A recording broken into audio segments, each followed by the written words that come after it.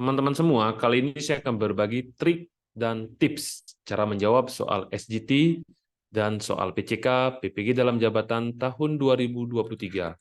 Untuk kemajuan kita bersama, mari saling dukung dengan cara klik subscribe, like, comment, and share video berikut ini. Teman-teman semua, seperti yang sudah kita ketahui bersama, bahwa karakteristik soal SGT adalah sebagai berikut. Yang pertama, teman-teman akan disajikan kasus tertentu. Kemudian teman-teman akan diminta menentukan tindakan mana yang paling sesuai untuk mengatasi kasus yang disajikan di soal. Nah, skor yang paling besar itu adalah skor 5, itu adalah untuk tindakan yang paling tepat. Kemudian skor yang paling kecil itu adalah skor 1, itu adalah untuk tindakan yang paling tidak tepat.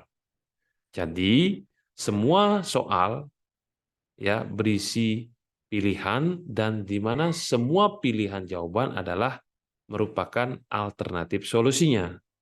Tetapi teman-teman akan memilih kira-kira mana yang paling tepat ataukah paling sesuai dengan kasus yang disajikan. Ya. Nah, sekarang caranya gimana? Supaya pilihan teman-teman itu memang pilihan terbaik sesuai dengan kuncinya, ya, sehingga teman-teman akan mendapatkan skor maksimal di soal SGT ini. Nah, cara menjawabnya teman-teman semua, yang pertama menurut saya, teman-teman harus membaca kasus ataupun masalah yang disajikan di soal. Teman-teman harus membaca dengan baik, memahaminya, dan kalau bisa teman-teman menemukan kata kuncinya. Sehingga kalau teman-teman menemukan kata kunci, maka itu akan memudahkan bagi teman-teman untuk menentukan juga kata kunci pada option jawaban yang paling tepat, sehingga skor yang teman-teman peroleh itu adalah skor yang paling maksimal. Yang kedua menurut saya, teman-teman jangan sampai menggunakan pengalaman atau perasaan kita ya dalam menjawab soal SGT. Tetapi menurut saya, teman-teman menggunakan logika ataupun rasional, tindakan mana yang paling tepat sesuai dengan kasus yang disajikan.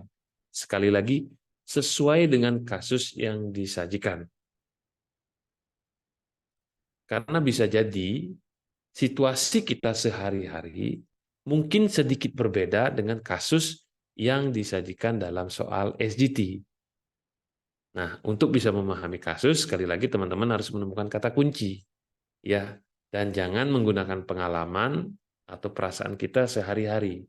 Jadi takutnya, ya, kasusnya berbeda dengan yang disajikan dalam SGT. Itu maksud saya ya. Jadi sekali lagi teman-teman harus bisa berpikir rasional, menentukan kira-kira pilihan mana yang paling sesuai dengan kasus yang disajikan.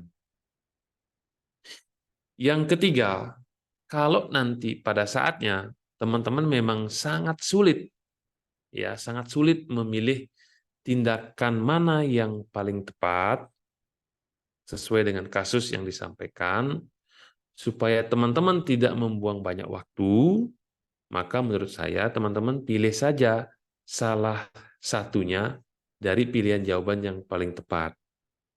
Misalkan ada 2 option, ya atau 3 option yang teman-teman anggap paling tepat dan teman-teman bingung menentukan yang mana akan saya pilih. Jangan membuang banyak waktu di situ. Berarti kalau 3 yang terbaik, maka kemungkinan skornya teman-teman adalah 3, 4, 5. Nah, untuk itu silakan saja diputuskan kira-kira mana yang terbaik. Apalagi teman-teman bingungnya 2. Berarti kalau bingungnya 2, menurut saya itu adalah skor 4 dengan skor 5-nya. Sehingga sekali lagi teman-teman silakan tentukan langsung pilihan. Nah, teman-teman semua, seperti yang kita ketahui bersama bahwa untuk soal SGT itu ada 10 soal. Ada 10 soal, di mana jika benar semua, maka teman-teman akan punya tabungan skor 50. untuk soal UP. Jika ada beberapa yang salah, anggap semuanya salah, teman-teman mendapatkan skor 4. 4 kali 10 berarti teman-teman mendapatkan skor 40. Atau kali 3 berarti teman-teman minimal 30.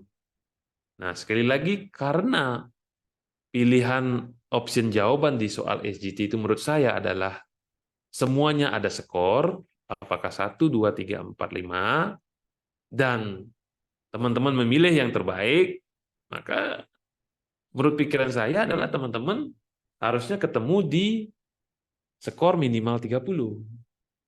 Ya. Jadi masa memilih 3 di antara 5 itu tidak bisa, ya.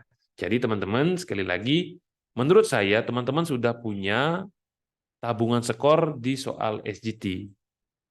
Ya. Jadi untuk itu sekali lagi teman-teman jangan pusing-pusing di soal SGT ya. Karena sekali lagi itu adalah teman-teman memilih tindakan sesuai dengan kasus yang disajikan. Nah, sekarang bagaimana dengan soal PCK-nya? Seperti yang kita sudah ketahui bersama, bahwa soal PCK itu adalah soal-soal yang berkaitan dengan bagaimana cara mengajarkan materi atau konten ke siswa. Jadi soal PCK itu berisi bagaimana mengajarkannya ya atau bagaimana mengimplementasikannya. Mulai dari indikator, tujuan, CP, langkah-langkah pembelajarannya seperti apa, medianya seperti apa, bagaimana mengatasi kesulitan untuk mengajarkan materi A, B, C. Jadi kaitannya soal itu. Tidak bertanya tentang materi, ataupun tidak bertanya tentang konten pelajaran seperti soal UP sebelumnya.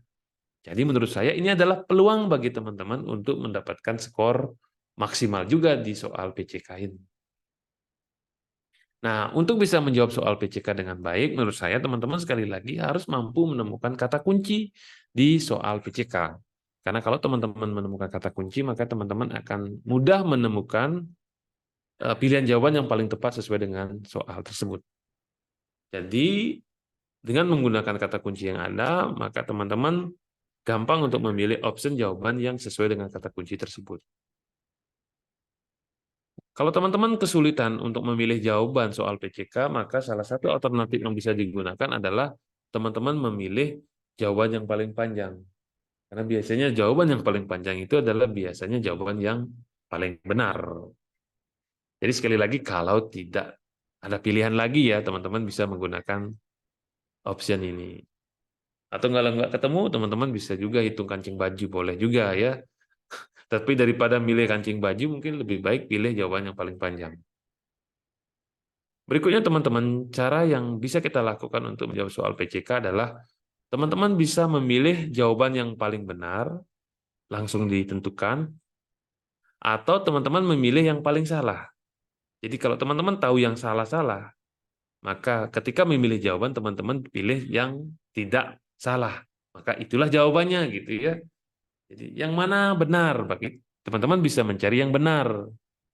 Di antara ini yang mana benar? Teman-teman bisa cari yang salah-salah yang mana saja. Berarti option yang tidak ada salah itulah yang benar gitu ya. Jadi teman-teman bisa menggunakan teorema terbalik untuk menjawab soal PCK.